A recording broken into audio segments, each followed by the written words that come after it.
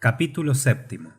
Tal fue el final de aquella memorable sesión que me dio hasta calentura. Salí del gabinete de mi tío como aturdido, y no había bastante aire para reponerme en las calles de Hamburgo. Me dirigí a las márgenes del Elba, hacia la barca de vapor que pone en comunicación la ciudad con el camino de hierro de Hamburgo. Estaba convencido de lo que acababa de oír. ¿No me había dejado fascinar por el profesor Lidenbrock, acostumbrado a dominarme? ¿Debía tomar por lo serio su resolución de ir al centro del globo terrestre? ¿Acababa de oír las insensatas especulaciones de un loco o las deducciones científicas de un gran genio? Y en todo aquello, ¿dónde se detenía la verdad? ¿Dónde empezaba el error? Divagaba entre mil hipótesis contradictorias, sin poder asirme de ninguna. Recordaba, sin embargo, que había quedado convencido, aunque mi entusiasmo empezaba a moderarse. Así es, que hubiera querido partir inmediatamente para no tener tiempo de reflexionar. En aquel momento no me hubiera faltado valor para preparar mi equipaje. Preciso es, sin embargo, confesar que una hora después había menguado mi sobreexcitación. Disminuyó la tirantez de mis nervios, y desde los profundos abismos de la tierra subí a su superficie. Eso es absurdo, exclamé. Eso no tiene sentido común. Eso no es una proposición formal que pueda hacerse a un joven sensato. Nada de eso existe. He dormido mal. He tenido un mal sueño. Había, sin embargo, seguido las márgenes del Elba por las afueras de la ciudad. Después de pasar el puerto, llegué a la carretera de Altona. Un presentimiento me conducía. Un presentimiento que vi justificado, pues no tardé en divisar a mi adorada Grauben, la cual, a pie, se dirigía resueltamente a Hamburgo. ¡Grauben!, dije desde lejos llamándola. La joven se detuvo algo turbada. Presumo que sería por haberse oído llamar en una carretera. 10 pasos me bastaron para llegar a ella. «Axel», dijo ella con sorpresa. «Ah, has venido a encontrarme. ¿Por qué has venido?» Pero al mirarme detenidamente, Grauben no pudo menos de notar mi aspecto inquieto, trastornado. «¿Qué te pasa?», dijo, tendiéndome la mano. «¿Qué me pasa, Grauben?», exclamé. En 2 segundos y en 3 frases, mi hermosa virlandesa estuvo al corriente de la situación. Permaneció algunos instantes silenciosa. ¿Palpitaba su corazón al compás del mío? No lo sé, pero su mano, cogida por la mía, no temblaba. Dimos sin hablar unos 100 pasos. «Axel», me dijo al fin, «Grauben de mi vida, vas a emprender un hermoso viaje». A estas palabras di un salto. «Sí, Axel, un viaje digno del sobrino de un sabio. Siempre está bien que un hombre se haya distinguido por alguna grande empresa». «¿Cómo, Grauben? ¿No me disuades de intentar una expedición semejante?» «No, amado Axel, y a ti y a tu tío os acompañaría de buena gana, si una pobre joven no fuese para vosotros un estorbo». «¿Lo dices de veras?». «Tan de veras». «Ah, mujeres, jóvenes, corazones femeninos siempre incomprensibles. Cuando no sois los seres más tímidos de todos, sois los más valientes. La razón no ejerce sobre vosotras ningún imperio». «¿Cómo?». Grauben me animaba para tomar parte en la expedición, y ella misma hubiera sin miedo acometido la aventura, y me empujaba para que yo me arrojase a una empresa tan temeraria, y me amaba, sin embargo. Yo estaba desconcertado y hasta ruborizado.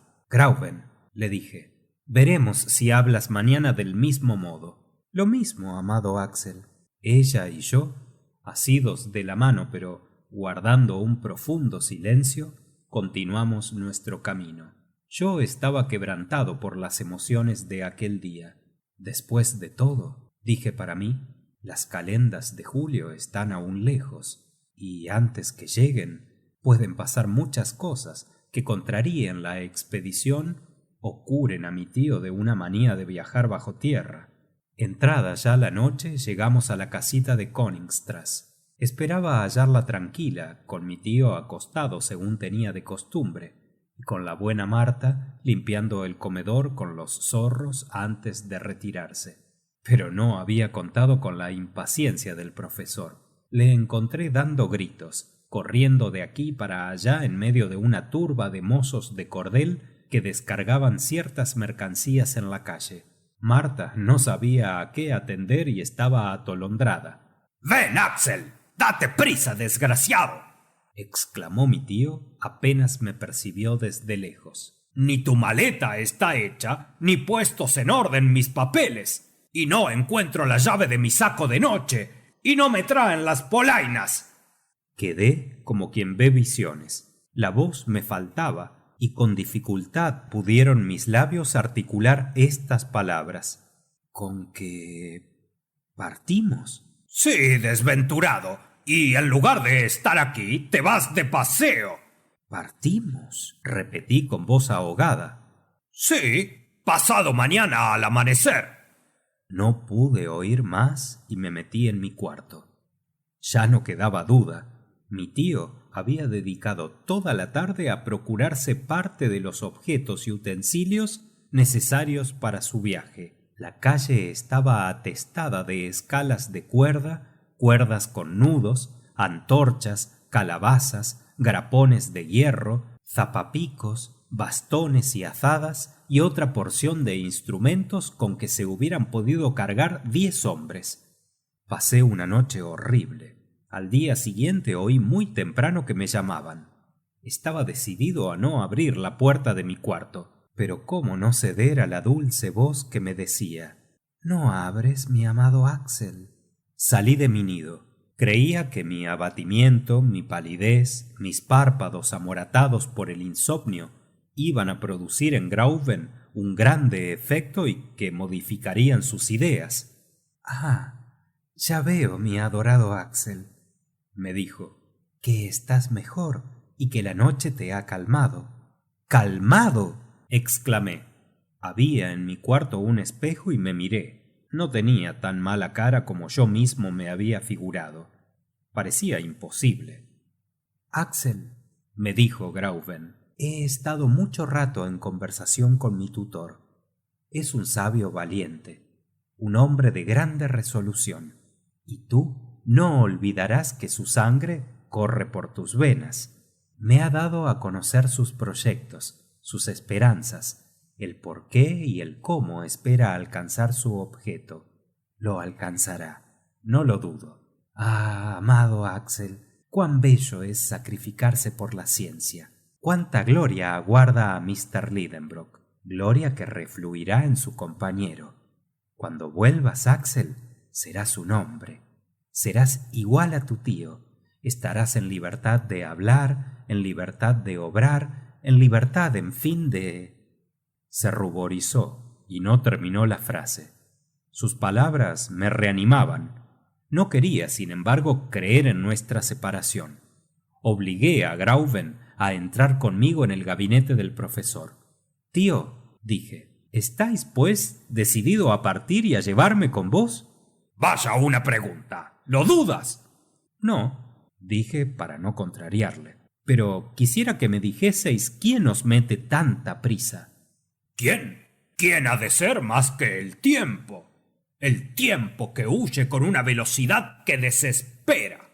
«Sin embargo, no estamos más que a 26 de mayo y hasta últimos de junio». «¿Crees, ignorante, que es tan fácil pasar a Islandia? Si no te hubieses separado de mí como un loco, te habría llevado a la administración central de Copenhague, a cargo de Liffender y compañía, y habrías visto que de Copenhague a Reykjavik no hay más que un servicio, el 22 de cada mes». «¿Y qué?» «¿Y qué? Si esperásemos al 22 de junio, llegaríamos demasiado tarde para ver la sombra de Skartaris acariciando el cráter de Sneffels. Es pues preciso llegar a Copenhague cuanto antes, para encontrar allí un medio de transporte. ¡Anda a hacer tu maleta!». No había respuesta que dar. Volví a mi cuarto. Grauben me siguió. Ella fue quien se encargó de poner en orden en mi maleta los objetos que requería mi viaje. Estaba tan poco afectada como si se hubiese tratado de un paseo a Lübeck o a Heligoland. Sus manecitas iban de un objeto a otro sin precipitación. Hablaba con calma, me daba en favor de nuestra expedición las razones más discretas. Me encantaba y me causaba enojo. Llegué a encolerizarme, pero ella no hacía caso de mis arrebatos y continuaba metódicamente su tranquila tarea. Se pasó por fin la correa por la última hebilla de la maleta. Bajé al cuarto bajo. Durante aquel día se habían multiplicado los proveedores de instrumentos de física, armas y aparatos eléctricos. La buena Marta no sabía lo que le pasaba. «El señor se ha vuelto loco», me dijo. Hice con la cabeza una señal afirmativa. «¿Y os lleva consigo?».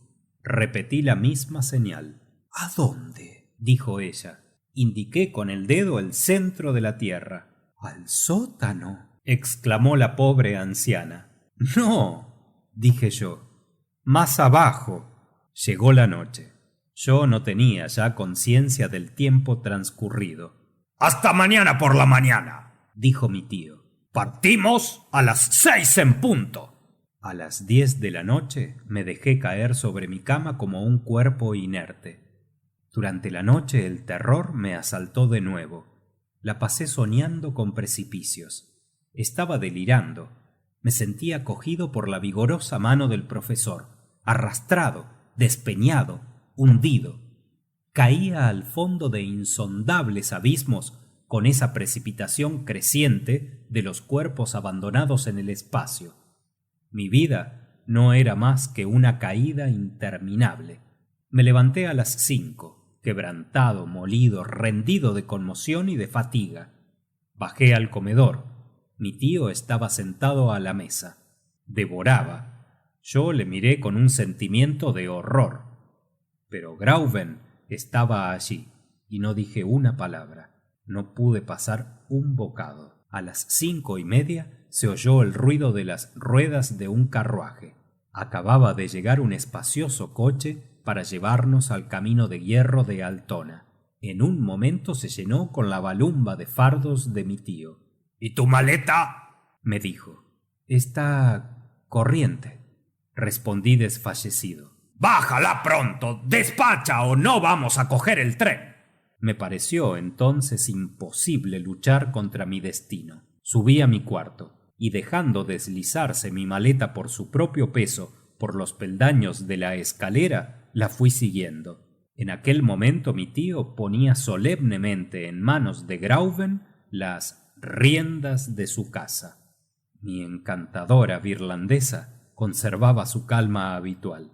Abrazó a su tutor, pero no pudo contener una lágrima al aplicar a mi mejilla sus dulces labios. «Grauben», exclamé. «Anda, mi amado Axel», ella me dijo. «Anda, dejas a tu prometida y a la vuelta encontrarás a tu mujer». Estreché a Grauben entre mis brazos y tomé asiento en el coche. Marta y la hermosa joven, desde el umbral de la puerta, nos dirigieron un último adiós. Después, los dos caballos, excitados por el silbido del conductor, se lanzaron al galope por la carretera de Altona. Fin del capítulo 7.